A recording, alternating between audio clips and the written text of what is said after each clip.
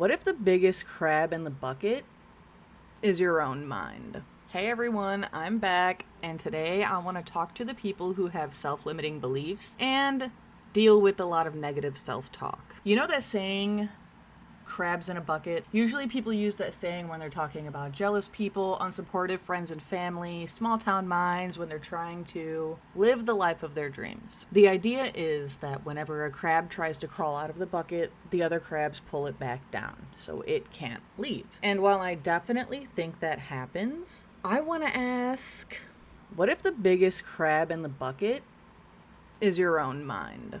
Because I know the biggest crab in my bucket currently, and for the last few years, have been my own mind.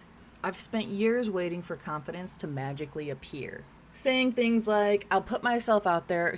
This is actually a big one for me. I'll put myself out there when I lose weight.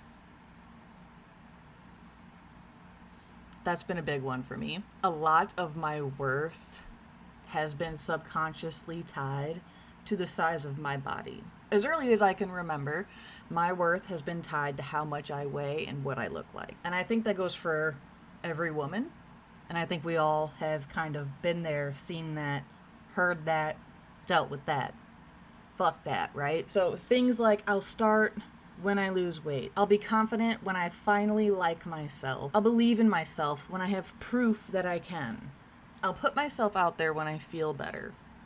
But lately I've kind of had to check myself and ask, where are these thoughts coming from? Why am I having these? What if I've had proof all along? It's me subconsciously not wanting to live off that proof. It's me wanting to believe the negative things I tell myself to keep myself safe, to keep myself in my comfort zone. And I know we all deal with this. I've had people tell me I'm beautiful. I've had people tell me that I'm capable. I've had people tell me that they see things in me. Strangers, complete strangers, tell me that I need to do this because they see this in me, and I don't believe it. I've had people tell me I'm meant for big things. My support system tells me all the time that I'm so capable and I have a lot to offer the world. My dog is one of those is part of that support system. He's an angel in heaven right now, so that's my angel. He's my guiding angel. So I have all these people giving me reasons not to doubt myself, and yet I'm still doubting myself. I'm still choosing to believe the story that I've been telling myself, not what they're saying to me. If I've heard all these things, why am I listening to the negative self-talk? Why don't I believe them? Why does every compliment bounce right off of me? And you know what? How many times have you complimented a woman and she has to say something self-deprecating to follow that compliment?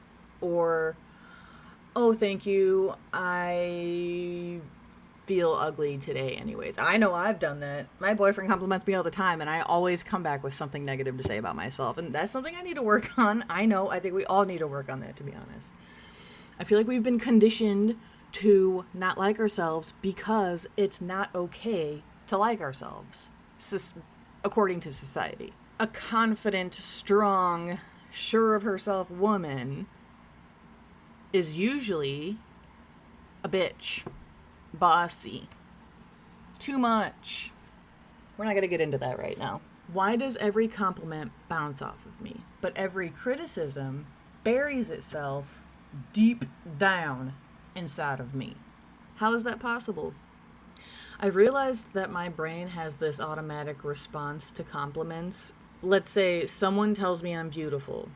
Yeah, but if I lost weight, I'd actually be beautiful. Someone tells me I'm smart. Yeah, well, if I was so smart, I would have my entire life figured out by now. Someone tells me I'm capable. Yeah, but look at everything I haven't accomplished. The people close to me have had to remind me of my accomplishments. They've had to remind me of all the things I've done in my life that many people don't get to do. I'm like, okay, wow, yeah, I have had a lot of very unique experiences that I could have gone down so many paths by now, but for some reason, None of them stuck, and I do like to believe that there is a divine reason behind that. And I can look back on all my experiences and see why those didn't work out for me at the time, even though at the time that's really what I want. It's like there's always another condition, you know? I'm starting to wonder if maybe I've become so attached to criticizing myself that I don't know who I would be without it. That's kind of a scary thought in the sense that, fuck, that's kind of true. It's a reality check for me, you know? It's like, wow, I actually think it's kind of like realizing you've just been lying to yourself the whole time, but you thought this was the truth. This is the truth you believed, and you're just kind of weirded out by the fact that you're just addicted to criticizing yourself because it's all you know. That's a weird thing to realize. It's kind of hard to come to those terms because who wants to admit I criticize myself because I'm addicted to it, not because I actually mean it? But at the same time, it's the lack of awareness, right? It's the lack of awareness that we're doing that. But then realizing that's what we're doing, now it kind of feels a little weird to criticize myself because, like, because I'm scared to leave my comfort zone. I'm just saying this because I don't want to leave my comfort zone. When you've spent years believing you're not enough, feeling enough almost feels irresponsible. It almost feels arrogant, honestly. And that brings me back to being a woman again. It's like feeling confident and happy with myself almost feels arrogant or conceited. And it's kind of like, but why are all these other people allowed to feel it? You know, I think, like, if I truly believed I was beautiful, would people think I'm conceited? Yes. If I actually believed that I was talented, would people think I had a big ego? Yes. If I actually admitted that I think I'm capable of building an incredible life, would that threaten people? Yes. I know for a fact that living the life of your dream triggers other people. If I actually admitted that I think I'm capable of building an incredible life, would it threaten me to think that I'm capable of building an incredible life? Because here's what I've been sitting with. Maybe I don't actually struggle to see my potential. And I'm going to get real with myself for a second because I have had this realization with myself before and I tucked it down and buried it. I allow these things to come back to the surface. Here's what I've been sitting with. Maybe I don't struggle to see my potential.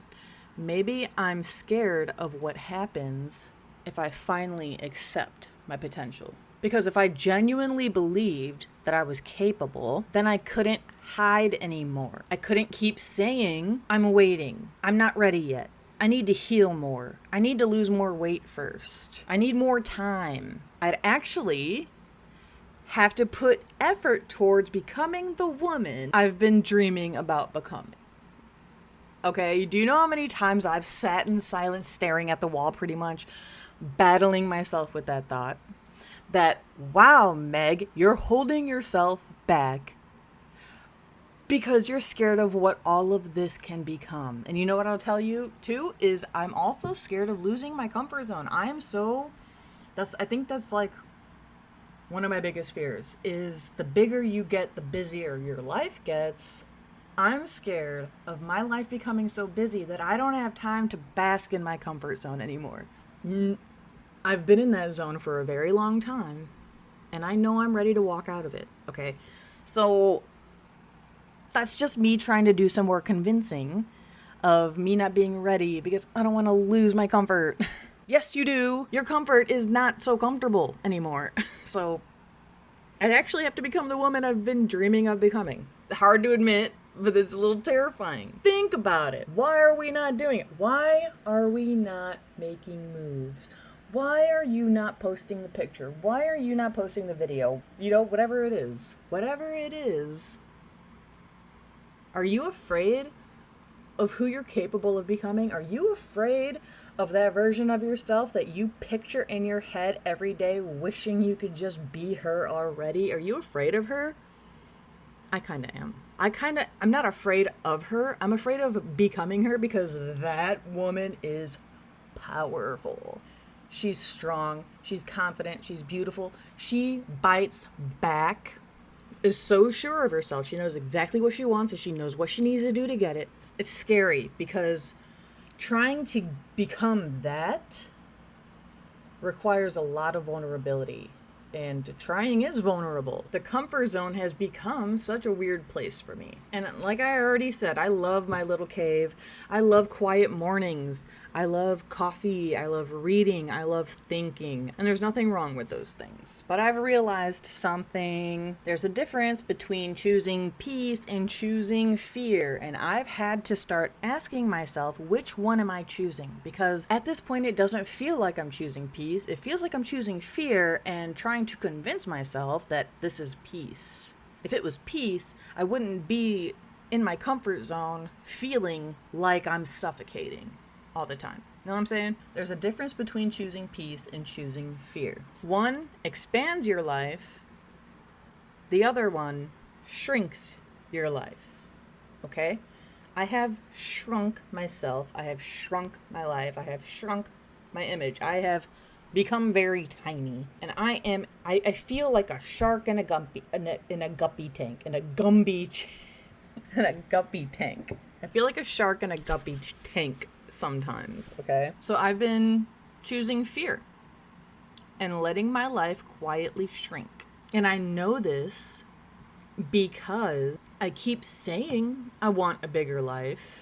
I want to inspire people. I want to be seen. I want to build something meaningful. But then my actions don't always match what I say I want. And that's obviously been an uncomfortable realization, you know, and it gets even more uncomfortable. I don't know if this is like an ADHD thing or what, but it gets a little more uncomfortable when you know that's what you're doing every day and you still continue to do it. Kind of like you're frozen. Yes, I have the intention of putting myself out there, but I'm not taking action. And intentions don't build lives, actions do. It is what it is. There's this quote, "You already know how amazing you are.